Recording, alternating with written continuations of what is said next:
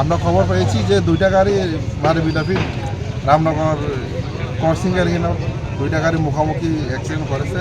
তো ওই খবর পাই আমরা আসছি, আয়া দেখি দুইটা গাড়ি এক সাইডে পড়ে রয়েছে, রাস্তার সাইডে। দুইটা গাড়ি মোটামুটি ড্যামেজ আছে। আর শুনছি যে একটা মহিলাও ইনজিউর হয়েছে, ওই মহিলা এই হসপিটাল নিয়ে গেছে, ট্রিটমেন্টে আছে। আমরা ওখানে দুটা গাড়ি এখান থেকে জায়গার থেকে লয়ে যাবো আর কি।